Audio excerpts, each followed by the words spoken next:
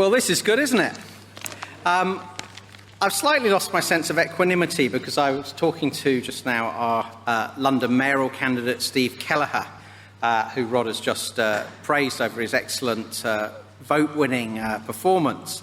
And he tells me he thinks the Clash are better than the Jam. So I'm slightly thrown by that. But anyway, the SDP, led by former cabinet ministers, began life already ensconced in the penthouse suite of British politics, with a big chunk of political media totally receptive to its cause.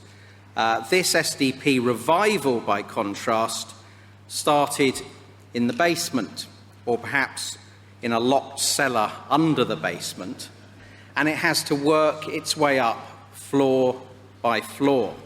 When I joined the party 3 years ago, when I was still an MEP, it was very small, I think it's fair to say. In fact, I think the entire national membership was about a sixth of the number of people in this room who've come to our national conference today. And it was already well advanced working on its new declaration, which it published soon afterwards, and which I think brings through various routes many of you along here today. So I'd estimate that since then, the party has climbed about 2 stories of a 10-story building. So in other words, there's still a very long way to go. But looking around, not just at the numbers here today, but some very distinguished guests and speakers, I think we can take great pride at how far we have come. And the new declaration, with its emphasis on family, community and nation, remains a key lodestar for the journey ahead. For it's become obvious to many followers of British politics that the SDP is the one party that has really thought about its principles, and as a result is more intellectually coherent than the other. Its values, leaning traditionalist on cultural and social issues and somewhat to the left on economic ones, are widely shared by the British public. The contrast with the main Westminster parties could hardly be more stark. The Conservatives continue to demonstrate they have one value that's ranked above all others: being in power. And that means adopting whatever set of opinions are fashionable at the time, flip-flopping on the EU, on economic austerity, on ID politics issues, and pretty much everything else. I recall debating, for instance, against Liz Truss in the BBC East televised EU referendum debate in 2016. And I wouldn't normally be one to boast, but I would say, quite frankly, wiping the floor with her flimsy case for staying in the Brussels club and her warnings of the immediate economic Armageddon that Brexit would cause. So you can imagine my surprise when about 3 weeks later after the referendum, up she popped on the Daily Politics to announce that she was now a fervent supporter of Brexit and could see many advantages and had done all along. Now, her big rival for the Tory crown is, of course, Rishi Sunak. I expect many of you watched his budget statement the other week, which in the main consisted of more public spending, partly funded by more taxation, disavowing the austerity years under Cameron and Osborne, throwing that arm round the nation, sorting out the social care system. It was pretty social democrat in flavour, to be honest. But then there came an extraordinary passage near the end, which is worth quoting. Rishi suddenly turned on his heel and said, "Do we want to live in a country where the response to every question is, what is the government going to do about it? Or do we choose to recognise government has limits? Government should have limits. If this seems a controversial statement to make, I'm all the more glad for saying it. It's what we believe." Now, this was ideological shape-shifting by the same politician within the same keynote set-piece speech, taking opportunism to a new level. Because, of course, government has limits, And we in this party, I think, are more confident about where the demarcation between the market and the public realm should be than he is by far. But you can't, on the one hand, push the tax burden up to its highest modern level, increase the size of the public realm, and on the other hand, also pose as a rolling back the state Thatcherite. I think it was fairly obvious that Sunak was worried that Liz Truss, again opportunistically, was stealing his thunder as this tax-cutting small state story. And I would suggest that, in fact, both those leading figures in the next generation and contenders to take over from Boris Johnson are following a Marxist school of politics, namely the Groucho Marx school of politics.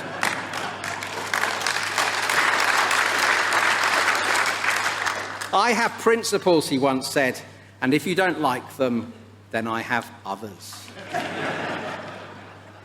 But there's another troubling aspect to the Conservatives that we've seen in action this week, what William referred to as a tendency to back entrenched privilege, or what others have called chumocracy.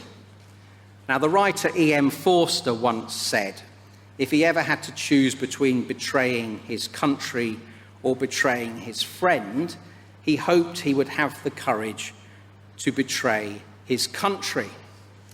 Given that he was hanging around in 1930s Cambridge University, that wasn't perhaps such an unconventional view in his social circle. But what might be an acceptable flight of fancy from a novelist should never be acceptable for a governing political party. Yet this week, the Tories tried just that, to save a friend by dumping on their country's standards of integrity in public life. Now, fortunately, this time, it rebounded on them disastrously. But the dangers inherent in a system where the governing party is no longer seriously worried about losing power were clear for all to see. And that, I suggest, is the fault of the Labour Party.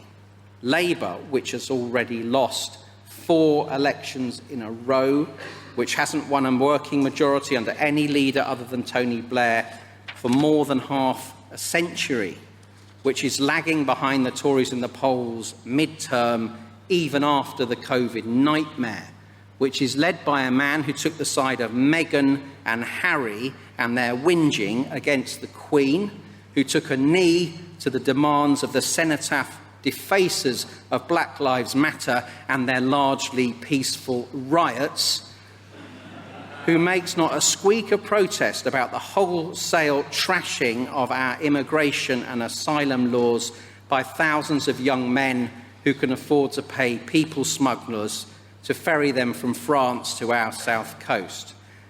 Labour, led by a man who absurdly reacts to pay rises for scarce HGV drivers by calling for 100,000 more of them to be shipped in from Europe, presumably to make sure wages get dragged back down again. Never mind Keir Starmer, Keir Hardie would be spinning in his grave.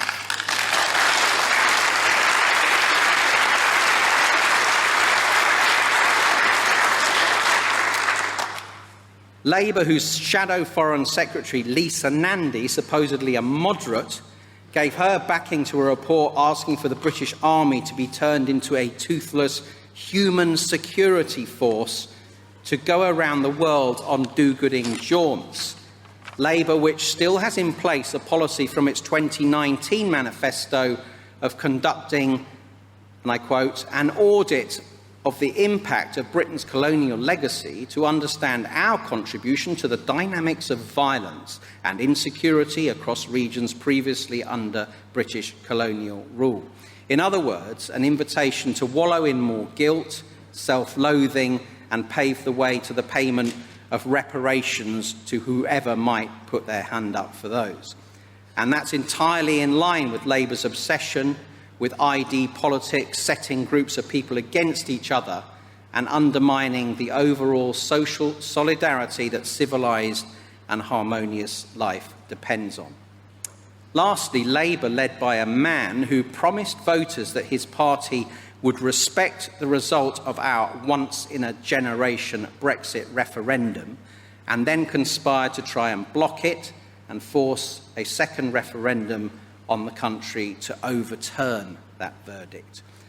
Now, whatever we think of Boris Johnson, I give him credit, and I hope you do, for having none of that, for realising that British democracy was in peril, and for being willing to go to great lengths to save it, no matter what was thrown at him as a result. But overall, the main challenge for both these parties is to prevent the public from learning what they stand for.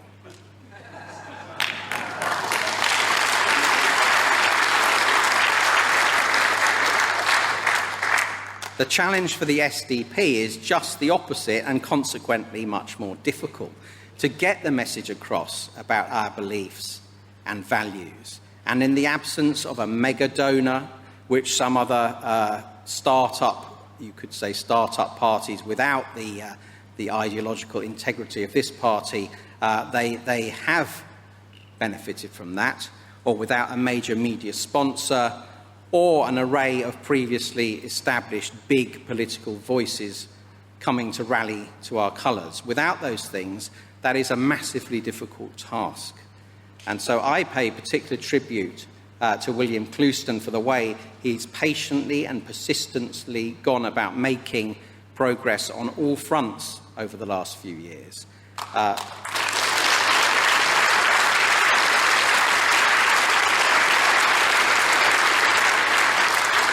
In my own region in London, I want to pay tribute to Ros Hubley for doing the same with the London Party, and despite his dodgy taste in punk bands, to Steve for doing so well as our London mayoral candidate with those second preference votes, raising the profile of the party.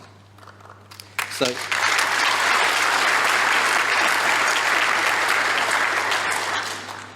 there's no magic bullet here. The party needs more profile, more members, and steady progress is the nature of things. And looking at the number of people in this hall, I think in the last 3 years, progress, probably the party has doubled in size 6 times. We need another 3 or 4 doublings in order to be ready for a major breakthrough. But anyone expecting an instant miracle, who's only joined in the last few weeks, is liable to be disappointed. It's going to be a slog. We certainly need more members, more candidates, and particularly more community champions, such as Wayne Dixon, who has already been praised, but is getting more praise from me, and Wayne, who is keeping at that Middleton ward in Leeds and the parliamentary seat in view as well, and has shown that actually being known in the community and known to care about the community and known to contribute to the community, for most people who are not political anoraks, is actually more important than the particular policy platform that someone is standing on. So I say that the long-term mission for the SDP is in good hands, and I'm delighted to see the number of bright, energetic and passionate young people willing and able to take it forward. But I'd like to finish with a couple of final pieces of advice. The first one will be, do not be intimidated or bullied off talking about the downsides of unplanned, mass, uncontrolled immigration.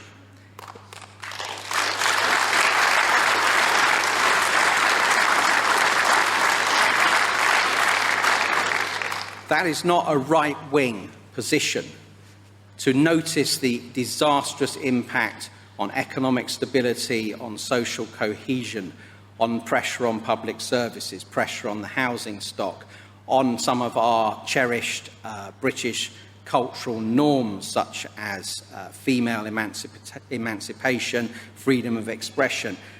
To stand up for those things and to be worried about the impact of this totally unprecedented experiment is not right-wing, it's pro-community and perfectly moderate. And that, I think, is what the electorate wants to hear about from a party that can't be pigeonholed as right-wing.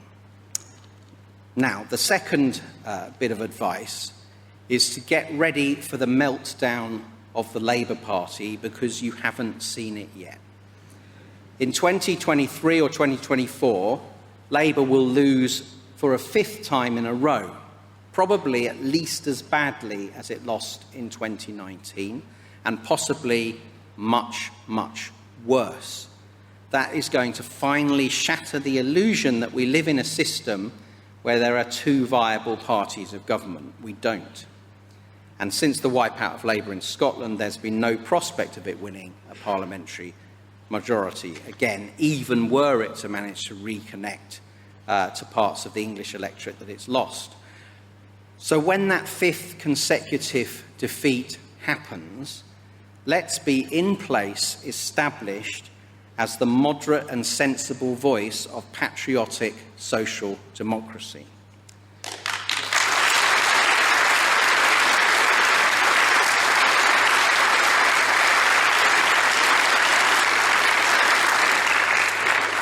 And let's not allow the latest clique, which will no doubt spring up, of Labour modernisers to impersonate that or to appropriate that idea.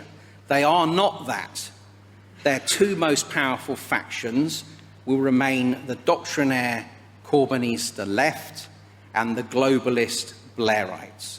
Both groups are no borders fanatics, disrespecters of the nation state and of the family unit too.